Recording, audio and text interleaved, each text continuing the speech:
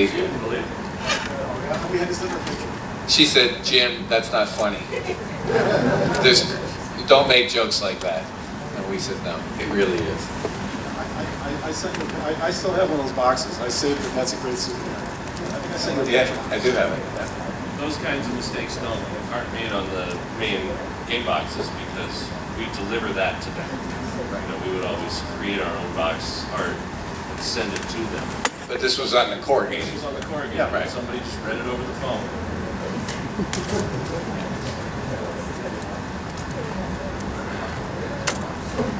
Are we ready to start? We have Mr. Cartwright in the back of the auditorium here. The roving voice of God. And Mr. Frager has just joined us. Hey everybody, welcome to the Activision Panel. Up there, of course, is Jim Charney and Gary Kitchen from Activision's East Coast Design Center, and of course David Crane, and my old friend Brad Frager. I haven't seen you in 20 years. Hey Brad. So I'm Steve Cartwright. Welcome. Actually, we've been coming to this Classic Gaming Expo for so many years. We've transitioned from talking about the early days of video games to the early days of the Classic Gaming Expo. So I thought I'd try something a little bit different this time. I have a little presentation on how I personally got to meet some of these gentlemen in the front of the room. A long time ago, now that picture isn't me, although it probably could have been back then. People were lining up in the theaters to see a movie by a then relatively unknown director. People were also dancing to the soundtrack of a movie starring that TV actor from Welcome Back, Kotter. Another thing happened that year. I graduated from college. Now I had a degree in electronics. I think that was before computer science. But back then computer science meant typing out instructions in Fortran and handing those instructions to a typist who would then enter them into punch cards that were then taken to a big university to run through a mainframe and get the results back 48 hours later. You never did punch? But while I was in school, I earned my spending money by being a professional foosball player. We went to school in Phoenix, and between classes it was 120 degrees in the daytime, and there was only three things to do: play pool, play pinball, or play foosball. And since I had played soccer in high school, I tended to gravitate toward the foosball tables.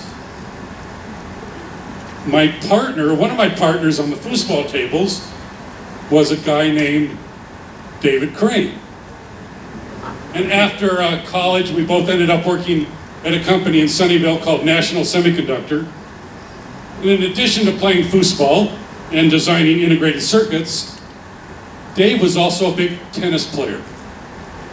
Now back in those days, before Michael Jordan, before Tiger Woods, these are the guys that were on the cereal boxes. These were the real sports stars of the day. Of course, there's McEnroe, Borg, and Connors. And Dave was such a big tennis player, he actually lived in an apartment complex in Sunnyvale that catered to tennis players. In fact, I think you had to play tennis to get an apartment there. And Dave's tennis partner was a guy named Al Miller. Now, Al Miller worked at a little company in Sunnyvale called Atari. But Al had a little problem. He had an employee at Atari that was really pretty creative, really kind of wacky, but not very ethical. It turns out that the project Al was paying him to build, he wasn't doing the work. He was actually paying his buddy under the table to do the work for him. So Al said, well, that's not ethical, that's not right. So he got rid of the guy. And that created an opening at Atari, and Al hired his buddy, his tennis partner, Dave. About the same time, Atari was working on a secret project called the Atari 400 home computer, probably the world's first home computer. And Al had another problem. Al was having all kinds of problem employees those days. He had another guy that was supposedly doing the operating system for the Atari 400 computer, and it turned out the guy flaked out on him, didn't deliver. Al thinks he was actually working for somebody else on the side while Atari was paying him. So Al and Dave got together and worked, I don't know how many weeks in a row without sleep, trying to get the Atari 400 computer ready to ship. And they found out that they worked so well together, they decided to quit Atari and start their own company. Also at that time, the Atari home video computer system was pretty popular. And they didn't quite know what they wanted to do with this new company, so they said, well, let's make some video games in the meantime. And that was Activision. About a year later, they said, you know, this stuff has taken off, we need to hire some new people. And Dave said, well, I know a guy that I used to play foosball with back in college, let's hire him. And if we can't teach him to make video games, he'll be able to do our soldering for us. And they hired me, and 3 months later I did my first game. Now as a side note, the guy that Al had to fire because he was kind of unreliable and unethical and paying his buddy under the table to do the work for him. And the guy that he was paying to do the work for him, kind of a twist of fate there. Oh, and that other guy that was supposedly working on the operating system for the Atari 400 computer that he flaked out on Al as well, it's the guy on the right. So if Al hadn't fired Steve Jobs and Bill Gates and hired his buddy Dave Crane, who then hired me, I wouldn't be here.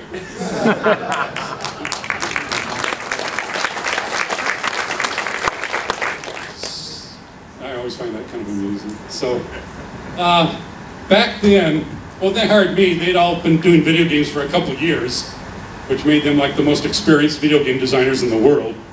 But I was brand new to it. So I didn't have any great ideas, but I took a different approach. I said, Dave, you know, if you took that car and turned it into a plane, you'd have a whole new game. Or if you took this and turned it into that, you'd have a whole new game. And Dave thought that was kind of clever, and based on that kind of thinking, I got the job at Activision. For example, at the time there was a pretty popular game in the arcades called Defender. Everybody remember that one? I said, you know, if I took that spaceship and turned it into a submarine and put it against a blue background, I'd have a whole new game called Sequest. And the darn thing worked. And people didn't actually realize it was nothing but Defender underwater. And one of the other Activision co-founders said, that's a pretty good idea. I'm going to take that spaceship and turn it into a helicopter and put it in the desert and call it Chopper Command. I think those were the first clones. Nowadays, of course, the whole industry is based on reimagining previous hits, and it actually works kind of pretty well. In fact, some of the biggest hits today are nothing but reimagined versions of games that came before them. In fact, and I like to show this to, sometimes I give a talk to younger people, and they always find this interesting. Whatever you think is new has all been done before. Sorry, Justin. But there was one game that really did break new ground.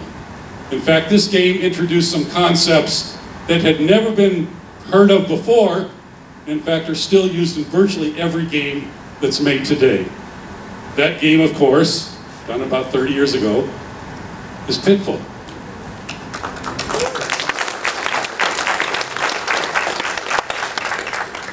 And I think I have a TV commercial for Pitfall. Let me see if this thing works. Oops, I jumped ahead too far. I was going to surprise you. The precocious 12-year-old in the Pitfall TV commercial turned out to be Jack Black. Let me see if I can pull up that commercial.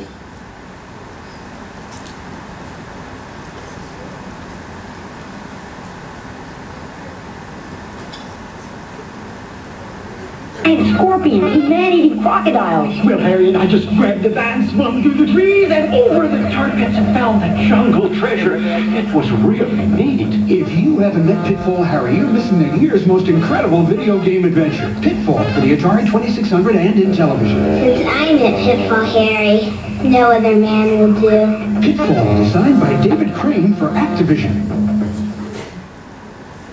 In fact, I've got another little video that kind of celebrates the 30 years since Pitfall was made.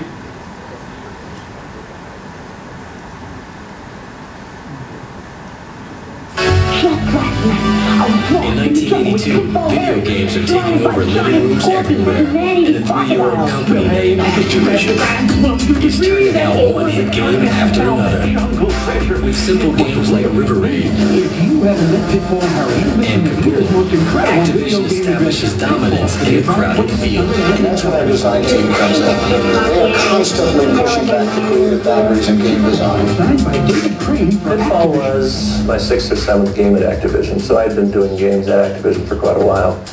And the way we did video games, we get an idea and we do it. Many of the games have just 1 or 2 programmers and must be finished within a few weeks, not months or years. And the fun has just begun. The ending of a video game project is really hard. There's always a deadline. You're always working at least 16 hours a day, usually all-nighters in the last week of the project. In fact, I pulled one project where for 6 weeks I worked 16 hours a day, and then for 2 weeks, 20 hours a day, because I had a deadline. With such a demanding schedule, how do the programmers relax between projects? So when we're done, we would decompress a little bit. We'd sit around the lab, we'd play other people's games, we'd scribble on a piece of paper and figure out what we're going to do. Several times I had experimented with a little running man on the television screen. David Crane just wanted to build a game around because he was really, really fond of that little running man he'd made. There weren't very many games where you actually played as a human.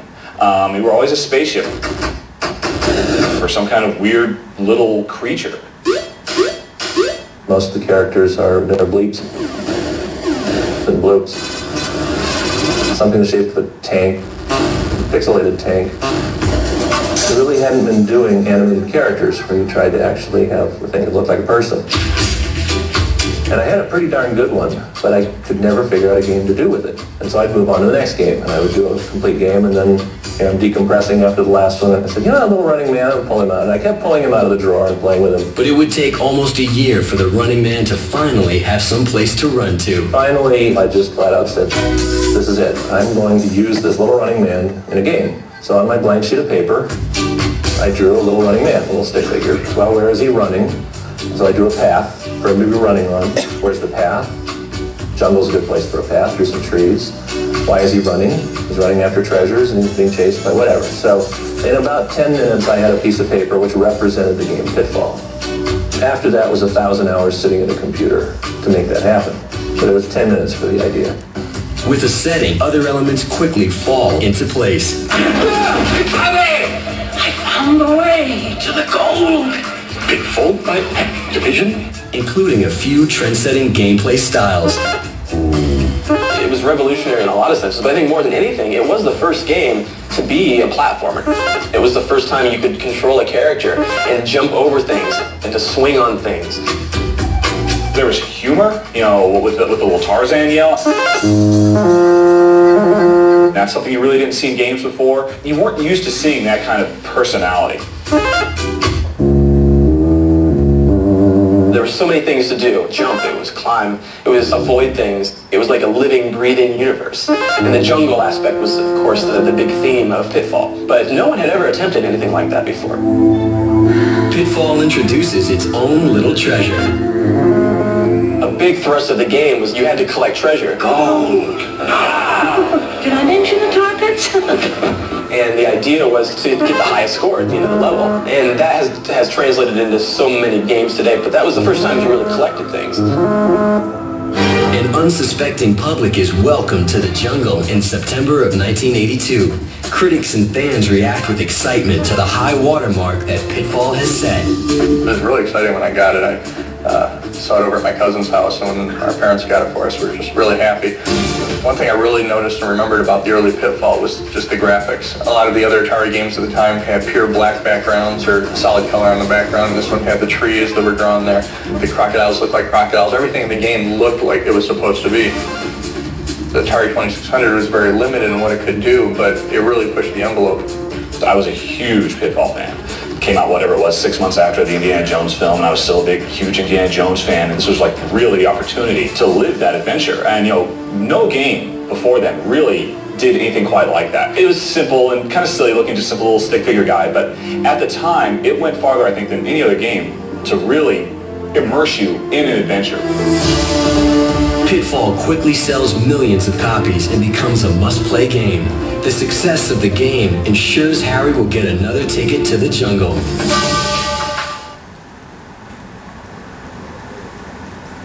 Okay, Steve, come on down.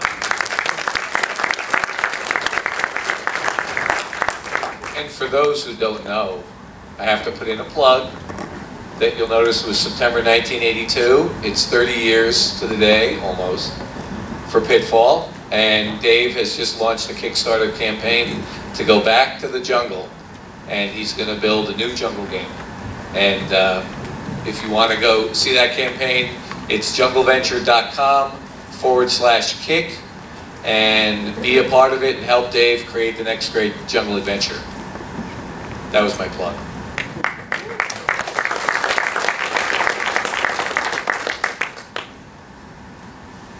I think I benefited from Pitfall also, because when people went to the store to buy Pitfall and they were all sold out, that's when I had released my first game, and they bought Barnstorming instead. So. Going back to the early discussion about Nintendo, just following up on what Howard said, there was one other great translation mess besides The Boy and His Brob. I remember when the NES first came out, very early, first set of games that came out, first 10, 15 games, one of them, and I don't, someone in this audience will know, but it was one of the games that came over from Japan, developed by Japan. You play it all the way through, you reach the end, and the last screen was my favorite line in a video game. It was, "You are win." And I just thought that was great that we didn't even bother any decent translation. Anybody know what game that was? It actually was in a released US game. You are win to this day. Was it track and field? Yeah, somebody's got to find that out. Get a copy of the screen for me. You are win. So, we're talking about Activision. So why don't we start down there and let's just talk a little bit about what we all did and how we started. You got a mic that works down there, Brad? So, hello, Brad, is it working? Test. Yeah, there we go. Thank you. I actually joined Activision about 1980-81, but I was the director of training and development. I wasn't in the software side of it. And I actually didn't begin in the software side into the creating the video games and the computer games until after Atari crashed, and we started doing computer games because video games weren't selling anymore. So that's kind of when I got started, but and a lot of things changed at that time. Alan and David and Bob Whitehead all went someplace else. They went to their own little design center, and I was chosen to be their producer. Right, David? And but before that, we did the computer games, and Steve's being a little bit modest here because he did Hacker and Hacker 2, and those were two fantastically great games. But I think probably the earlier days prior to that, we need to talk to somebody else. So why don't we just switch to somebody else right now? If they want to know a lot about the computer days, come to my presentation tomorrow morning. Now there's my plug. There you go. My presentation tomorrow morning at 10 o'clock, and I'll tell you what happened when we started with computer games. So Steve, we just heard how he joined. I was East Coast based, Activision was West Coast based. Most of you guys may know this already. I had a small little independent group in New Jersey, including my brother Dan, a couple of other guys, John Van Ryzen, who ended up doing Hero. I reverse engineered the 2600 in New Jersey in probably 1980. And first game was a game called Space Jockey, 2 KB. Not my finest effort, but you know, you had to start somewhere. It was my model game to reverse engineer the platform. Then I did the home version of Donkey Kong for Coleco as an independent contractor, and then I approached Activision sometime early 1982 because Activision did the best games, and the games were really good. I took pride in my work, and I wanted to work for the best company, so I called them, and I ended up joining Activision in June of '82. Right at that point, I guess Dave was deep in Pitfall at that point. I had just finished Donkey Kong, joined Activision in June of '82, brought my guys with me, and we opened Activision's first satellite design office called the Eastern Design Center, which were 5 of us. And we created a new position called a Creative Development Manager. And Activision West Coast advertised in the New York Times for the position, got a lot of inquiries, and we ended up hiring this guy, Jim Charney, as the Creative Development Manager of the Eastern Design Center in probably July, August 1982. Yeah, I was living in Manhattan. Actually, my background is very different from my colleagues up here, and I'm very proud to call them my colleagues, in that I don't have a computer science background. You know, I'm not an engineer, I'm a lawyer, and I started in the record business. But I got very, very interested in computers and the use of computers for entertainment purposes, and I'm practicing law in Manhattan in a music business, sort of typical music business practice.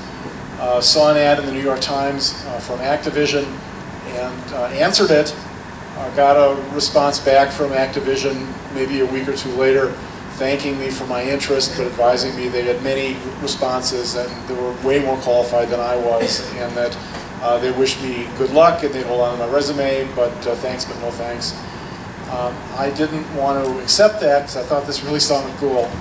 So I wrote them back. I wrote them a letter back and said, you know, with all due respect, your ad said you want this, here's what I've done. Your ad said you want that, here's what I've done. You know, if you choose to reconsider, I'm still very interested in the position. And then one thing led to another, and I was invited out to New Jersey to meet Gary and his group, who spent a day grilling me on various things. Then was sent to California, spent a day in California really with David, Al Miller, Bob Whitehead, probably Steve, you were out there too, and the HR people, and eventually they made me an offer to manage the New Jersey Design Center and the Boston Design Center. We had a group up there as well. We're ex-Parker Brothers people who had joined Activision as a second remote design group. Now, I was responsible for both centers. I would not, you know, be bold enough to call myself a producer. Gary, the fellows in New Jersey, didn't need me, a lawyer, to tell them what should be in a game. But my role there really was to provide an environment that was conducive to letting them focus on what they all did best, which was to design and create games, and to kind of take all the distractions out of the mix so that I could take care of everything to give them an environment and a facility, really, and just a workplace that let them create free from distractions. And for me, it's a wonderful journey. You know, I spent three years or so at Activision until the Atari business collapsed. I stepped out of the business for a few years, but then got back in when the first opportunity presented itself. When Gary hired me for the second time at Absolute Entertainment, and continued in the business really to this day. I mean, currently I'm practicing law in Santa Monica, California, representing talent in the games business. That's my thing. Here's how important Jim Charney is. I always tell this story. A few years ago, I spoke at a conference, and it was all lawyers. It was intellectual property, talking about games, and I was invited to speak. And I give them, they asked for a bio, and I gave them my bio, my illustrious background in the game industry, everything I'd done. And there's probably 500 lawyers in the audience. So, and Jim is also there. So they introduced me, and I gets up on stage, and out of everything in my bio, he says, Gary, has been in the game industry so long that he's the one who hired Jim Charney into the game industry. And the entire place could not believe it, because at this conference, Jim was far better known than I was. This is all lawyers. And they were amazed that there had been somebody who'd been in the game industry longer than Jim, who actually hired him into the game industry. And that was my claim to fame. It was great. It was great. So I'm proud to have hired Jim. Now, what they were really impressed with was, because Jim's position in this industry, every video game contract ever written has some of his language in it. Right. That may sound like an exaggeration, but you know, he's been representing talent. He's been making deals. He's been closing deals for decades. So he was the star at that particular show. Now, for those of you who've been here before, you know that Steve, who just did his little video there, has always been self-deprecating about copying game ideas and that sort of thing. And on the one hand, it is true. That's why I hired him. We were trying to expand the game group, and we had 4 people who worked together really well. And more important than what someone could do was whether they would destroy our group synergy and just make a mess out of the lab. So the decision that we made was, we're going to hire somebody we get along with, not someone who comes in with a great pedigree. Steve had never written a line of assembly language code, although by some twist of fate, he had taught assembly language programming, but he'd never written a line of assembly language code. But he came to us and he said, you take that skiing game and you turn it upside down and you do this, and it becomes a white water river rafting game or whatever. And that may not sound like much, but it really told us that he was thinking about how to use the 2600 hardware. And, it can do it because you saw it in a different game. But he actually left out my favorite copying story of Steve's career. He did a game called Mega Mania. And one of my favorite games ever in the 2600, Mega Mania. Absolutely applaud that, because it was one of the best playing games in history. But he had seen a game in the arcade called Astro Blaster. What was it? Astro something. There were like 100 games that sounded like that at the time. Yeah, and they were very similar. And then he was just inspired by that and did Mega Mania. But if you look at any one of the games that he claims he copied, what we tried to do at Activision is we would polish a game until it was right. And you look at every game that Steve has done, the polish is there. Mega Mania was just perfect. You would reach just to that point where you're just about to die and you complete a level, and it was all very timed very well. So we have to give it up to Steve for having that skill, and that's what makes classic games. That's why people will say today that classic games are still fun to play. It's because of that kind of thing. But then one day, we were still trying to expand Activision, and a programmer came in to interview. And we looked at his resume, and he was the programmer behind the arcade game Astro Blaster. So we decided that Steve would be the guy who got the interview. And he even showed him Mega Mania, and the guy never batted an eye, never mentioned anything. It was just a complete letdown. Well, he wanted the job. Yes. He wasn't going to say anything. Or he may have recognized that Mega Mania was a better game. Yeah. Here's another example of how I reimagined something that had already been done. Dave did a game called Ghostbusters. Remember that? The original Ghostbusters. And you had this, the Ghostmobile that you equipped, and you traveled around the city fighting ghosts. And I said, that's an interesting mechanic. I'm going to change the Ghostmobile into a robot. I'm going to have the robot travel around the world in underground tunnels, and then the robot comes up and it does some kind of mission. And I forget what I called it, but it was kind of neat, but there was no theme to it. There was no commercial value to it. And Brad took a look at it and said, you know that movie called War Games, where a kid hacks into a computer system suppose you hack into the system to control this robot, we'll call it hacker. I said, what's a hacker? Is this like 1983 or something? And so that's an example of what a great producer did back then. He took a relatively a cool game that had nowhere to go and turned it into a big hit. Maybe I should just fill a little bit more in on my journey with these gentlemen, colleagues. I like that idea, Jim. In 1983, I became the first producer of product game. Before that, there were project managers. I became the first producer, and I produced the product for the main design center. And then when Al and David and Bob split off, I produced for them. And then ultimately I became the director of entertainment software, and I actually produced for Gary as well. So I was producing product for all of the entertainment product at the end for Activision. And what the guys would say about me, I'll never forget one of the quotes, it might have been Steve. The quote was, you know, we never do what you say, but you always give us good ideas. So I guess that's the job of a producer. They don't necessarily do what you say, but they get good ideas from you.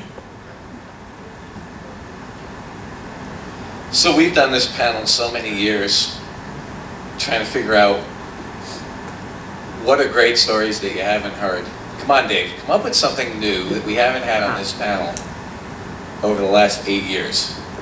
Did you just say come up with something new from 30 years ago? Yes, come up with something new from 30 years ago that we haven't already done on this panel. Or you could just repeat one of your favorite stories, if you can think of one of those. Freeway, that's a great Freeway story. You know that, that's why you're prompting him. Where'd you get the idea for Freeway, Dave? Well, the basic idea for Freeway came at a trade show. We were going to CES in Chicago and riding the bus to McCormick Place. And it's very complicated to park around there, but I saw some guy who was trying to save $5 in parking, so he parked on the wrong side of the road, climbed the chain link fence, ran across 10 lanes of traffic, climbed the chain link fence on the other side. You know, he saved $5, he risked his life. But I very clearly remember remarking to whoever was sitting next to me that said, you know, there's a great idea for a video game. And in fact, that was one of the games that I did instead of Pitfall. I came back from this trade show with this idea for Freeway and put Pitfall Harry on the shelf because I still hadn't figured out a good game for him.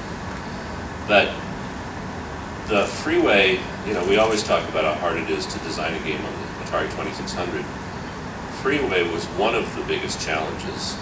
If you look at games way back to the Atari Air Sea Battle, you can see that by splitting the screen into horizontal bands, you can have multiple objects, not on the same line, but vertically repeated like that.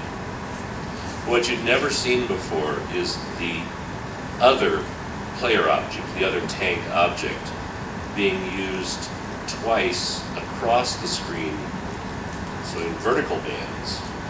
And in the middle of all of the nonsense you have to do to use that character a second time to make another car in another lane, you also had to be programming the two different chickens, which were in vertical bands. And I tried to do that for weeks. And I used to live close enough to the office, or the office was close enough to where I lived at that particular point, that I would walk to work. And I remember having this idea, walking back to work at 8:30 at night one night, fleshing out the idea as I was walking and making Freeway possible. And that is actually one of those times where I told Steve what I was doing. And even his jaw dropped at this point. It was a very complicated thing. And he said, not for the last time, but possibly the first time, he said something like, for all those people out there playing these games, they don't have any idea how hard this stuff is. And it's absolutely true. I mean, we were just making it up as we went, but we had to come up with all sorts of interesting tricks. And Freeway should be obvious to everybody based on that concept. Freeway was originally Little Man Running Up and Down. And every game had a working title game before it had a real marketing title, and I believe the name of Freeway was Splat. No, it was actually Squish. Squish, sorry. And it was two little guys, but in the 11th hour, the marketing genius, I'll give said... you the technical reason it was called Squish is because there were no subdirectories on computers back then. We were all sharing a mainframe, and all of our files were in one directory, in a directory. It was on one hard disk. So the way we differentiated our files is we used an initial as the last letter of the file. So I had all these different files, and they ended in C, .asm or C.list or whatever. And so that game was called SQUISC. So that I could, because what you could do is you could do a directory of all files that end in the letter C, and you get to see all your files.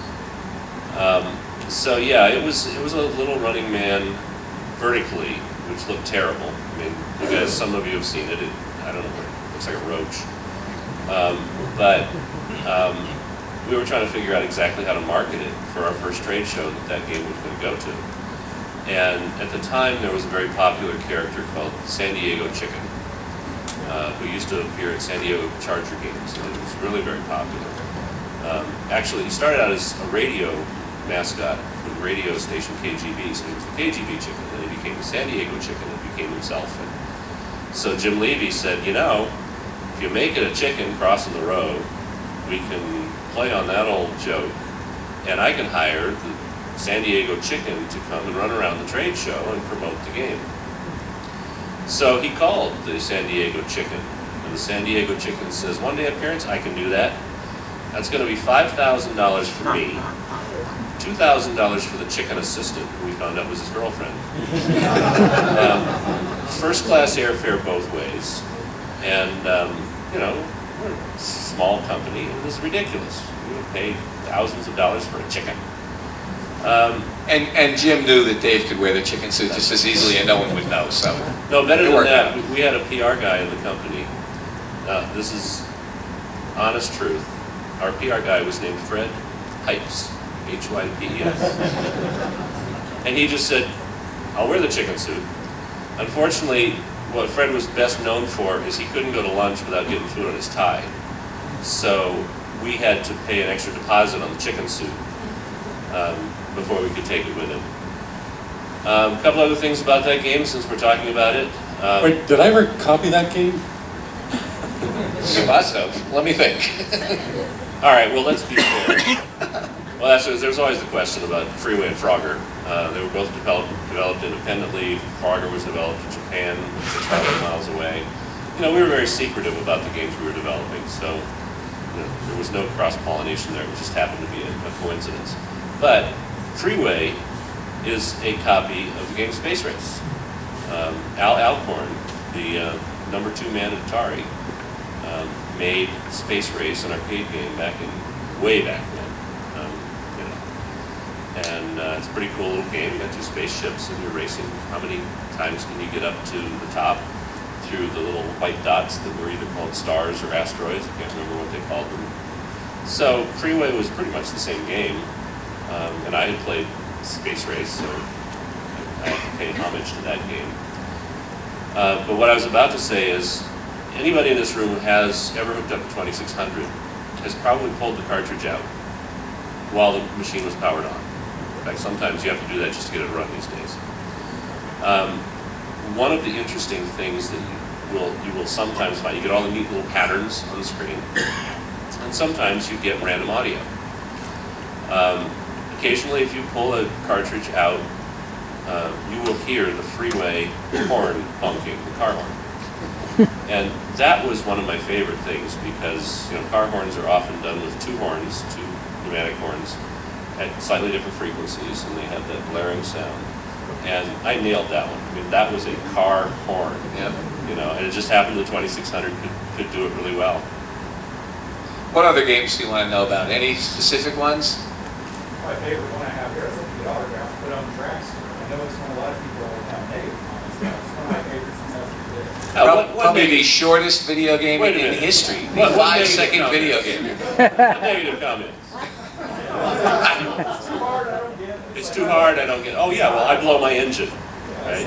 Bring it up right here, I'll break 6 seconds. That's right. All right, that has an interesting story because when we brought it to the trade show, we always brought pre-production copies, EEPROM copies, Gave them to the sales managers and the district salespeople so that they could learn how to play them and they could get good at them. And our Chicago sales rep was this guy that, I mean, he looked mafia to me. He literally, he looked like Al Capone. And his adult son was also working in the group. And so he decided he'd be the one to learn how to play Dragster so that he could explain it. And the next day, he comes up to me, grabs me by the throat, and said, "I ought to kill you." And I believed him. You know, this guy looked like a junior Al Capone. And what he was complaining about is he started playing Dragster, and 35 hours later stopped playing Dragster without sleep, without having meals. And it's a 6-second game. How do you play a 6-second game for 35 hours? Well, trying to shave that last 100th of a second off the time. And there was a lot of tweaking in that. I mean, to hit some of those scores, you've got to pop the clutch, rev the red line, pop the clutch, figure out how to, what do they call it, racing shift where you don't use the clutch?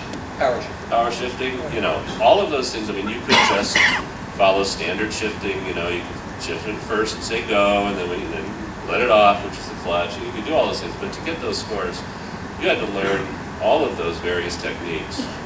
And I mean, that's just one of my favorite things, is a 6-second game that you can play for hours.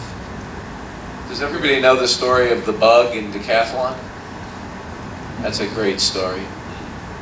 Dave, tell them about the bug. I think everybody knows it. Everyone knows it? Did you ask, is there anyone here who doesn't know it? I can't see who does. A lot of people don't know them. There's a great bug in Decathlon. Yeah, and I don't know if it's in every Decathlon or if we rev the ROM. I really don't know the answer to this, and some collector can probably tell me. Yep, I got both. I did Decathlon, and that was a major effort. I mean, that was all 10 events in one cartridge. And we were about to release the game. And one of the more touching stories of that era was the Make-A-Wish Foundation that grants wishes to terminally ill children. One of their recipients wanted to meet the game designers at Activision. So he was flown to the company, film crew accompanied, talked to all the game designers. He got to see the latest work, got into the back lab where nobody gets to go, you know. And one of the sessions was, the cameras were set up, he was playing the latest game, hadn't yet been released, hadn't even gone out to ROM yet. And or it had just gone out to ROM, let's put it that way. And so, bright lights, camera, he's kind of distracted, and he's playing the pole vault. And he runs, you know, wiggling the joystick braking, the running method to get the speed up the pole vault. And he pushes the button to plant the pole vault. And then the interviewer asks him a question, and he absentmindedly starts pushing the little red button on the Atari joystick. And I'm sitting there on camera with this kid, watching my game character go higher and higher and higher every time the button was character just keeps going up.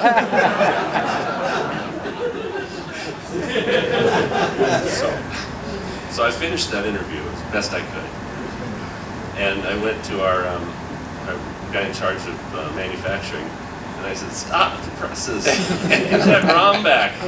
Thank God for that little kid. No, he said, "We can't." I think they made the first 50,000 of it. So anyway, back then, the way the games were made, you had to make a ROM mask. I think they cost about $250,000 to make.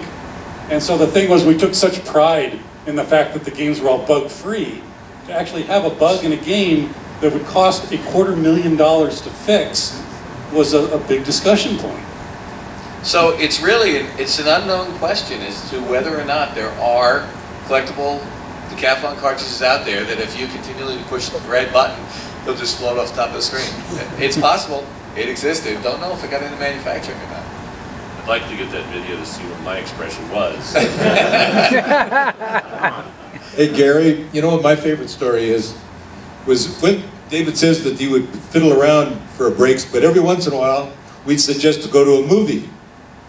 So one day I said, let's all go to a movie. You guys have been working hard enough. Let's go down and go to a movie. So we chose the movie called Ghostbusters. We went down, we were watching Ghostbusters. After the movie, we go to a pizza parlor. we're sitting there, and David says, I'm going to do that movie. I'm going to do that movie. I'm going to do that movie. And so those people that say that a game will never sell unless you market it at the same time the movie comes out are crazy, because that movie didn't even get licensed until after it had been out. Yeah, I think that's right. Yeah, yeah, that was a great game. But you didn't start from scratch on it. Yeah, I mean, fortunately, as I remember it, we went to see that movie because Tom Lopez, who was the vice president of product, had actually had discussions with the possibility of getting this license. But he was very careful, and rightly so. He didn't commit to getting that license. He basically came to us and said, can you guys do a great game around this movie? And can you do it in a timely fashion? Because you do have to release a game shortly after the movie comes out, or unless it's really a blockbuster hit, Ghostbusters may have qualified. You don't get any benefit from the movie's popularity. So I had been working on a game I was calling Car Wars, and it was a racing down the freeway with multiple cars on the screen, and it's kind of based on an Alan Dean Foster short story, I think, of the same name. And people equip their cars with machine guns and all this kind of stuff. And anyway, so I looked at that and I said, can I take what I've got here, which is half a game, half a project done, and somehow make a game that uses the licensed characters. It's hard to come up with a game that has something to do with a license. The best way to do that is to come up with a great game and just keep the license in mind as you're doing it, and pieces kind of flow into it. And so I had this in-game currency system where you would earn points and dollars, and you could buy equipment, and you could buy new machine guns for your car and all that. And I turned that into equipping the Ghostmobile with vacuum cleaners, ghost vacuums, and whatever else. A little bit lame, but and then the second half of the game was completely written from scratch. So it was nice to have several months leg up so that we could actually get a game out in a particular time. And really the funniest thing about that, now that I think back on it, is I have a number of Parents' Choice Awards for my games because of the positive human values that they represent and all this. I was into shoot-em-ups as much as anybody else, but every time I started to do a shoot-em-up, something happened, and it turned into something else. So I never did a violent game. So it just happened that way. Yeah, cars running over people, that's not bad. I have a Ghostbusters story as well. At the time I was on the East Coast as the creative development manager. This was a very, very big game for Activision. In fact, it was one of, if not the first licensed product that Activision ever put out. And I took a trip to London with Ken Coleman, who at the time was the head of product development at Activision, because Tom had left to go into business for himself with Joel Bressler. And we're in London talking to the Activision people in Britain, and the game is coming out on the Commodore 64 in the US. In the US, most Commodore 64s that were sold with disk drives, which were very expensive. In Britain, the economy wasn't so great, and the standard for Commodore 64 owners in Britain was to use cassette drives to load programs. And the game would be sold on a cassette in Britain.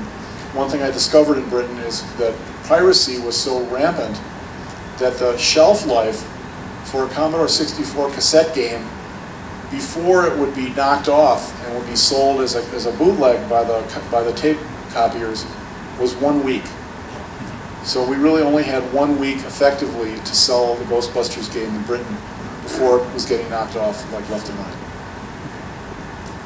Yeah, and my claim to fame on that Commodore 64 Ghostbusters game is Dave was so busy making the game that he called his friend in New Jersey and said, you know what I really want? On the title page, I love the song, and I want to have a bouncing ball to the music. So that's what I did. I wrote the bouncing ball on Ghostbusters Commodore 64 to help Dave out, because he was a little swamped at that point. There was another issue with Ghostbusters. In Europe, Commodore was shipping bad ROMs to Europe. They were in trouble with the upper areas. I don't know the words. I was never a programmer, guys. I don't know any words about programmers. I was just a good producer. But anyhow, there was problems with that upper ROM, and David was using everything in that game, and so the games failed in England. They were going crazy. Vice President of Sales came into me and he said, "You fix this, or you're going to get fired." And I told him, "You get the hell out of my office, or you're going to get fired." Anyhow, he came back and apologized. But the point is that we had to fix that upper. We had to do something. And I don't remember what we did, David. Do you remember what we did? No clue. No clue. Okay. We probably just let him go the way it was. Well, another thing on that title page in Ghostbusters was the yelling of Ghostbusters. And the way we did it was, as Gary said, he and his crew came up with Follow the Bouncing Ball code, and we put all the lyrics in there. And then if you press the space bar, you would get crowd yelling Ghostbusters from the movie. But when we tried to generate that audio, we couldn't get anything clean out of a capture from the film itself. It was background music or something whenever there was the Ghostbusters yell. So we just collected a whole bunch of people around the office, put them around the microphones and yell. And so that crowd was actually Activision employees at random yelling Ghostbusters. And who remembers who wrote that song, the Ghostbusters song? Anybody remember? Yes, Huey Lewis is the right answer. Ray Parker Jr. stole it from Huey Lewis and lost in court. He only stole the bass line. But it was enough to lose in court. Are we almost out of time? What time do we end here? It's 4:07. Do we just keep going till someone throws us off the stage? Anybody want to throw out another game? Pressure cooker. Pressure cooker, quick pressure cooker. Everybody know the great pressure cooker music story? Who doesn't know the music story on pressure cooker? Great, enough people, I'll tell the music story real quick. I always hated that all the 2600 games, the music sounded like hell. It always sounded awful. This is completely awful. And I'm not a musician, I just knew it sounded like hell. So, one day I said, why does it sound so bad? And if you went through the 2600 and all the possible tones that it would generate, the problem was most of them weren't notes in frequency. They weren't in tune notes. They were sour. Right, and no one ever bothered to worry about that. Well, Jim was from the music industry, and he was in our office. So I got a Casio keyboard, and I figured out what notes we could use, and I marked the keyboard with black tape, only on certain keys. And Jim knew people in the music industry, so he went out and he got a professional jingle writer named Steve Gabori. And we brought Steve Gabori in and we said, we need a song for a new video game. Here's the keyboard. Only use the black keys. And he looked and he goes, what? I said, just play a song, only use the black keys. He goes, you're kidding me. And I said, no. And it took him a little while, but he did it. And that's why that song sounds good.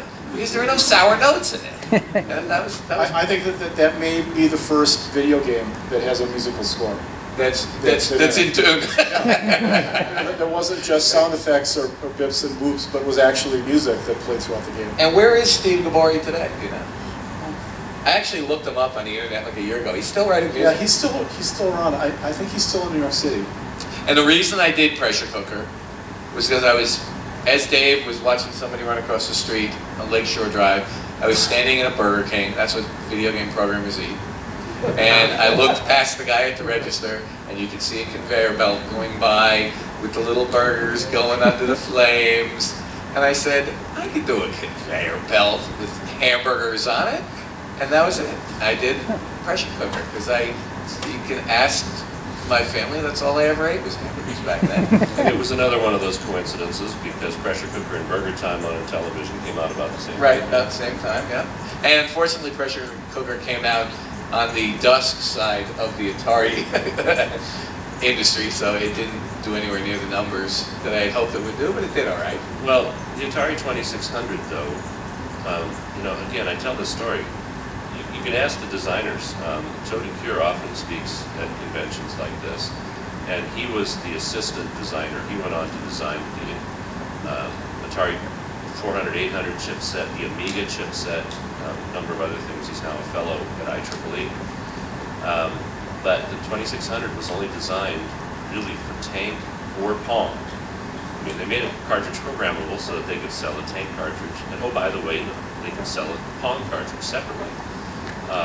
And every other game that was made was just serendipity. We figured out a way to use the hardware in a certain way. So the 2600 should have lasted about a year, and it had already lasted 10 years at the point Gary's talking about.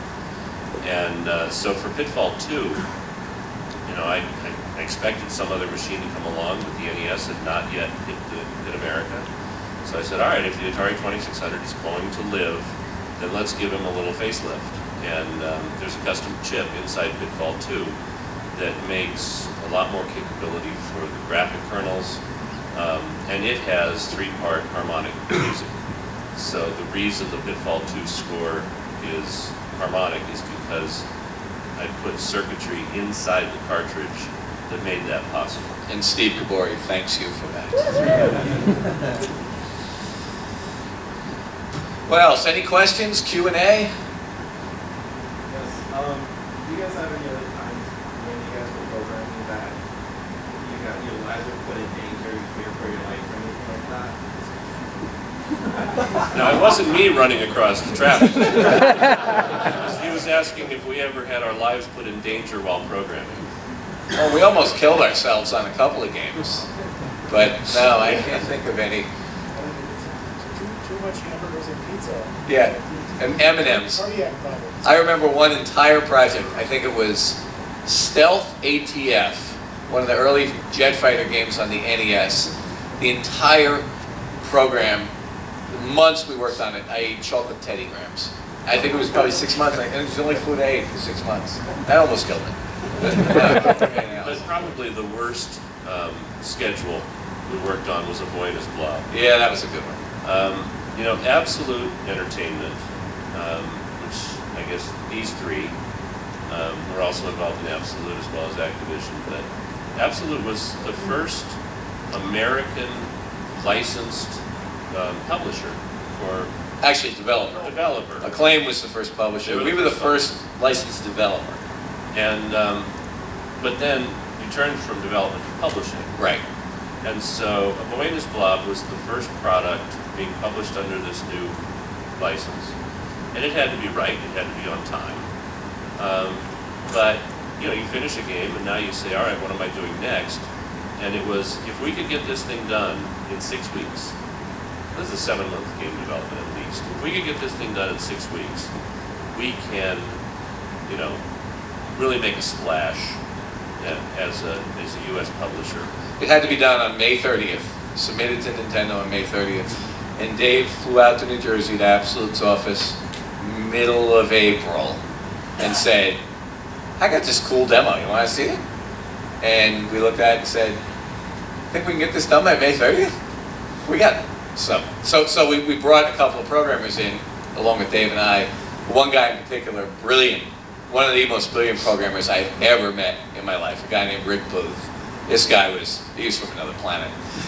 And we walked through the concept. We were at about the 5.5 week mark now. Explained the whole thing. I'm going to work on it. Dave's going to work on it. We're all going to roll up our sleeves. We're going to submit it May 30th. And we come out, and Rick, very quiet guy, comes over and he goes, can I ask you a question? And I said, yeah. He goes, is it normal to do a game like this in 5.5 weeks? And I said, no, not really. No. And then Dave was nice enough to stay in New Jersey at that point. I moved to New Jersey from California for those 6 weeks. They got me what I called the flop house. It was a little rental down the road from the office in a 100-year-old Victorian, little tiny room that was pretty sad. But you talk about a project that almost killed you. We were doing at least 16 hours a day from the beginning, from the absolute beginning. And for the last week, we were doing 20 hours a day. And I know for 3 days, I was doing, you know, 20 hours on, 4 hours off. It didn't really matter what the hours were. It's just like, I gotta go sleep, and I'd sleep for 4 hours. And then an all-nighter right before. And That was the one where we sent somebody out to Nintendo, right? Right. We were so tight on the May 30th deadline that we couldn't overnight a package to Nintendo in time for May 30th. So we flew an engineer out, and he stayed in a hotel across the street from Nintendo with a PC and a ROM burner that we shipped. And we modemed code to him at about 3 in the afternoon on May 30th. He burned the ROMs, and at 4:45, he walked into Nintendo and put it down on Wanting Dale Sets. And we made the deadline. It was great. Now, that story actually has a lot of other information about it. This was our first title ever for Nintendo. And they looked at us straight in the eye and they said, if this thing is not in by 5 p.m. on May 31st, you will not have a game in Christmas. You will not. We will not do it. We won't build it, whatever. But, so, and that was also the June CES. So after that, all-nighter, after that horrible thing, we got on an airplane and we flew to Chicago. And we took along a development system just in case. Just in case the bug, you know, it's possible there's an odd bug we missed. So we had a development system with us, and the next day we're going to stand up at CES, Dave and I, show the game off to 1 million people. So we started doing some play testing and found a bug, and then another bug, and then 15 bugs, 30 bugs, 100 bugs. So we had the computer set up in one of our bedrooms, and we had a tester laying on the bed, and this was the night before CES. And he'd go like this, and I had written some code in the game, and David had written some code in the game. Dave wrote most of the code, I wrote a little bit. So he'd find a bug, and he'd go, Dave, I think that's your bug. So Dave would drag himself up and go sit at the computer, fix the bug. We'd burn a new ROM, give it to the tester. Gary, found a bug on blah blah on you. I think that's your bug. This went on the entire night. We must have fixed 100 bugs between 7 o'clock in the evening and 8 the next morning, when we said, we got to go to the booth. So with no sleep and the latest ROM, we went and stood at CES the entire day and showed the game off. And God help us when you think about what the code was that we sent to Nintendo. Well, we thought the tester had been playing this game, you know? We couldn't watch him do it, we were too busy, but... And then it even gets worse, because it turns out that that game was extremely popular inside Nintendo. The people who were evaluating these ROMs, these games, you know, you had to pass a certain score or they wouldn't put out the game. You know, they were very heavy-handed on controlling the quality of the game. And, you know, they identified this one to their friends in the company, and it worked its way up through the corporate levels, and everybody at Nintendo was playing A Boy and His Blob, which is all, seems like it's a good thing, right? Well, remember that May 31st deadline that we killed ourselves for? On September, maybe 23rd, I get a phone call from Howard Phillips. Howard of all people. Yeah. At Nintendo. And says, you know, we really like this game of Boy and His Blob, but we want to change. I want you to make a change. I said, it's September. You know, it's September 23rd, whatever. And he said, yeah, but you know, if you can make this change and get it back to me within 24 hours, we can still make our deadline. And so, what it was is there was a flavor of jelly bean that's actually in some of the manuals that doesn't exist in the game. And I don't remember which one it was, but the problem was, in A Boy and His Blob, there are situations that you can create where you lose your blob forever. Game over. I mean, you cannot do anything, because if you don't have the blob, you can't play the game. So, like, you've thrown him off a cliff, and then gone out to a different place, and then when you whistle him to come back as a hummingbird, he goes the wrong way, and he's lost forever, whatever it is. And I knew that that was the case, and I said, well, don't do that. I mean, that's a dumb thing to do. They decided it was a bug. I would call it a feature. So anyway, I took whatever that flavor was. You ended up creating the ketchup. I created the ketchup jelly bean.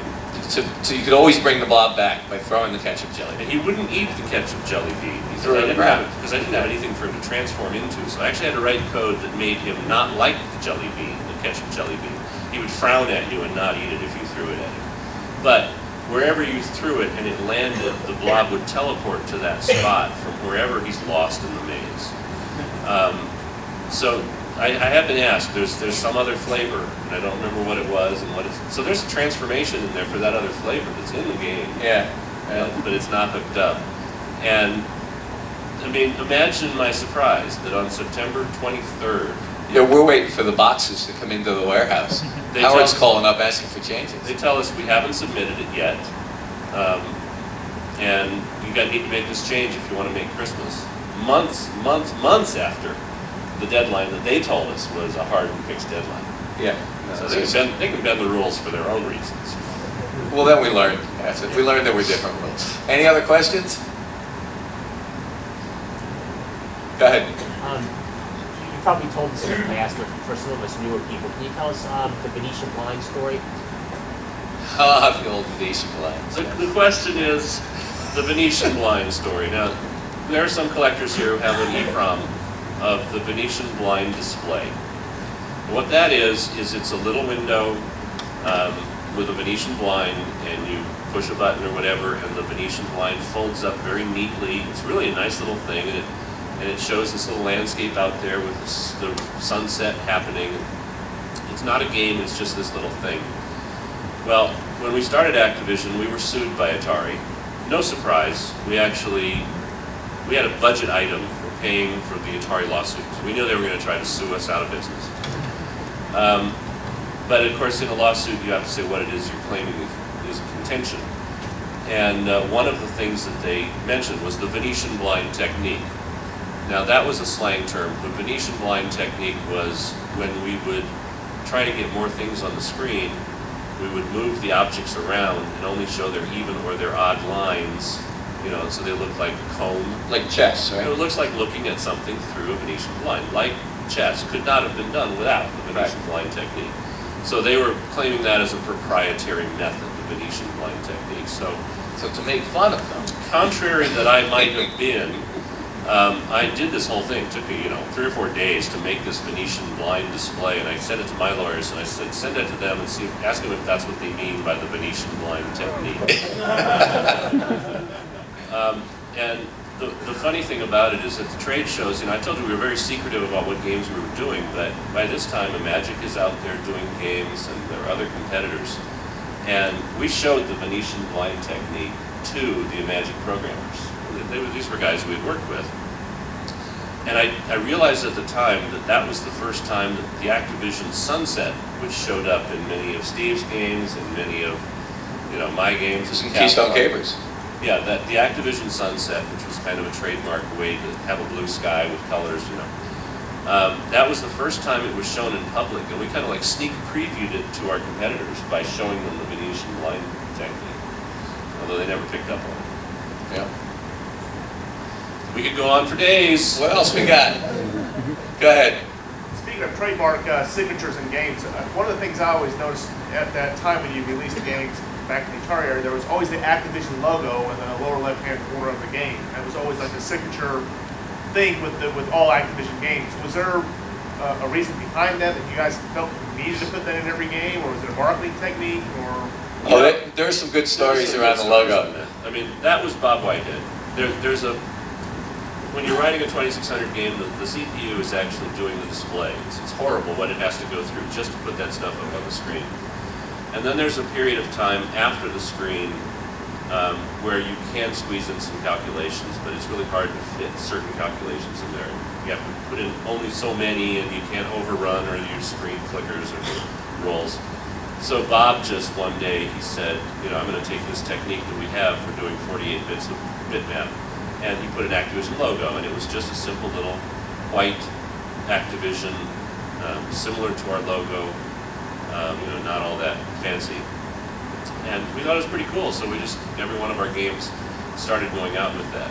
And we changed our logo a little bit, and we changed it to the Flying A, so we changed that logo. But if you remember, the Activision logo with the Flying A had this beautiful little rainbow behind it, and we didn't have that. So over in the East Coast, the new upstart guy, I said, you know what? I'm going to add the rainbow to the logo. So I went into that kernel and I added an object, the wide object, and I wrote color and I made a beautiful rainbow logo. But it wasn't great. It was okay. It was pretty good. And I sent it to Dave. And Dave, I barely knew Dave at that point. I mean, I was scared to death of Dave at that point. Yeah, Dave was the man, and I was this guy in New Jersey. So I didn't hear anything, but Dave took it, and Dave fixed it. He took what I had done and he slanted it so it butt right up against the A beautifully, and then he squared off the left side of it. So he refined, extremely refined, my first attempt, and then that new logo with the beautiful following rainbow ended up going in all the rest of the games. So that was a little evolution. There was a damn guy in New Jersey trying to show off, and then the West Coast guys fixed it for me. But it's like a lot of things, we just did it because it was fun, but it did kind of make for a consistent look. You know, it's kind of nice. I was in Jim Levy's office once, and he had all of the Atari cartridges up on a shelf. And he was just sitting there looking at them, and I asked, what are you looking at? He said, look at that product line. He said, look at Superman has this logo, and this one is like that. He said, there's absolutely no consistency to their designs. And so from that day on, you know, every Activision game, if you line it up on your shelf, everything lines up, everything, you know, it's got a very consistent line look, and that was something that Jim Levy was important to him.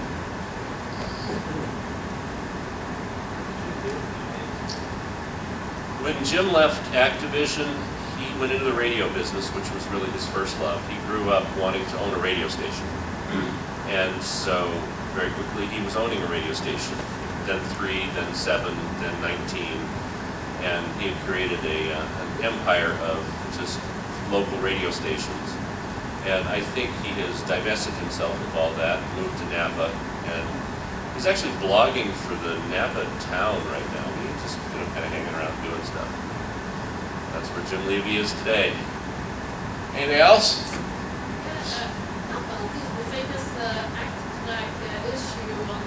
Labeling. What do you guys think about that? I have a particular story about a friend of mine who used to be a collector, and he had the Black Attack game with the active flag on it. The nickname given to the glue drying off and leaving marks on the label of the time. I don't know this. Do you know this? Black Attack? Your game? You don't know this? The active flag was a nickname given to the fact that the glue would dry off and leave marks on the labels of the Activision games on the 2600. Really? You never heard of that? No, never heard of that. Launches through active flag. Okay. No, you've stumped us on that one. We're completely lost on that one. And you know, it's... What panel is this? It probably illustrates to you that when everybody involved with these games made them, we expected them to last about a year. We really didn't expect them to last 30 years. My favorite part of the 2600 was that certain cartridges I could turn over the bottom and squish the thing down because there were springs, and other cartridges I couldn't. That always amazed me. Well, when we designed our plastic for this thing, we knew we were going to be sued by Atari. And we also had a concern that they could theoretically go to the added expense of retooling their unit so that every Atari 2600 made after a certain point might make Activision games not work. And they would do it if they could. So they had a very fancy door latching mechanism on both on the console and then a mating thing on the cartridge, that it would open the thing, and it would slide back, and it would do all these kinds of things.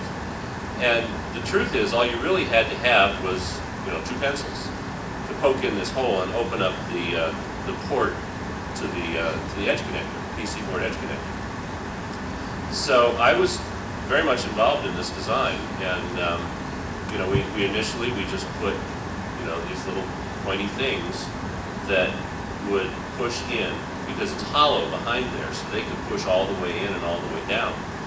And I said, look, you know, if I were at Atari and I were trying to screw over this young upstart Activision, I would retool that plastic so it's not hollow back there, because they could do it.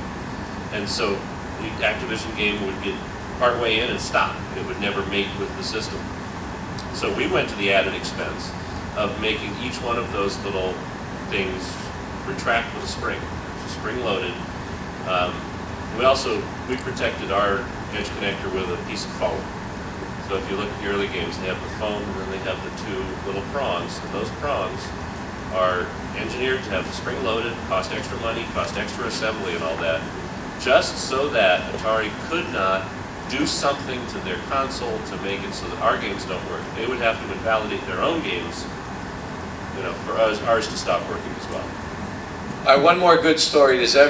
Only if you guys don't know this story. Who doesn't know the story about the A companies? About the A's. It's a good story. This is a true story too. So there was this company named Atari, which some of these people worked at. Not me. I never worked. People always think I worked at Atari. I never worked at Atari. Mr. Woida worked at Atari. Steve Woida down here, another industry veteran. So anyway, there was this company named Atari, and these upstart guys left to start Activision. And one of them had the idea, true or not, but this is the legend, that it was a great name to call them Activision because in the CES guidebook, when you looked up the companies that were exhibiting, Activision would come before Atari alphabetically. So it was great. Let's call it Activision, and then we'll be above Atari in the book. So then, I don't know, it was a little while longer, Al Miller left with Steve Cartwright, and they started a company called Accolade. Isn't that really strange? And then Gary Kitchen leaves. Even before that. Oh no! Then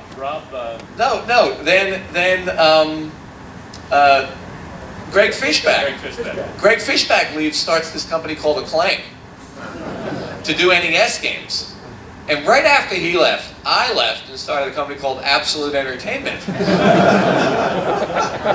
And that's a true story. But I think it stopped with Absolute. Yeah, Aardvark was next. Aardvark was next for AAA software, but we never did any of that. Right. Apple Computer. Does anybody know what the first name of Activision was before Activision? I know. It was in my slideshow, but I didn't mention it. Yeah. When you incorporate, you have to come up with a name, and you haven't gone through all the brainstorming and figuring out a name. Naming something is one of the hardest things you can do. It was nice to have the A thing to fall back on. It made it a little easier to figure out what the name was. But anyway, we actually incorporated under the name V-Sync Inc. It's so catchy. Why didn't you keep it? V-Sync is the vertical sync signal that was part of every Atari. And they said, well, pick a name, just any name. We just have to get started. Then we changed the name later. And so we were incorporated under V-Sync Inc. Before we wrap up, I just have to, one more plug. You can throw tomatoes at me. We talked about Dave's Kickstarter campaign, but I didn't mention one thing. With Kickstarter campaigns, you contribute and you get cool stuff. And there's all sorts of cool stuff you get to work with Dave on this Kickstarter campaign. But why don't you, there is something special for CGE people only, right? And I'm going to give it to you since it's your campaign. I have a microphone. You don't need my microphone? Okay, go ahead, go. Want me to do it with two microphones? Yes, please. Stereo. Yeah, when I decided to announce the Kickstarter project, I wanted to do it at CGE. I think, the guys have supported me all these years, and I've tried to support them back, and it was really a great relationship. And so I just wanted to have something special that, people at CGE who back the project get a collectible poster. We had a couple posters made, and at any level of backing, you get your choice of one of the two posters, one of which will never be used again. I mean, it is intended to be just here for CGE. And if you back at the $100 tier or above, you get your choice of both. And this is limited time offer. I mean, when the show closes on Sunday, it's the last chance to do it. So if you have any interest in having that collectible, back the game at even the minimum level, $15. And signed by you, right? I sat down there and signed them until I had writer's cramp. And absolutely, it's just something we wanted to do for the show. And if you catch Dave at the table, he will personalize one and sign it for you. Yeah, that's for the 5,000 and above. I told you I had writers. He's lying. No, for 5,000, you'll fly to their house for the last 6 weeks of development. That's it. All right, anything else? Are we wrapping up here? Can I do one plug for tomorrow morning? Please, do it. Tomorrow morning, if you want to hear a great story about converting Pitfall 2 to the Commodore 64 and the Atari 800, come and see my talk tomorrow morning. There's a terrific story around that. What time is that? I think it's 10 o'clock. Yeah, first thing tomorrow morning. Beautiful. Thanks so much, guys. Thanks for coming.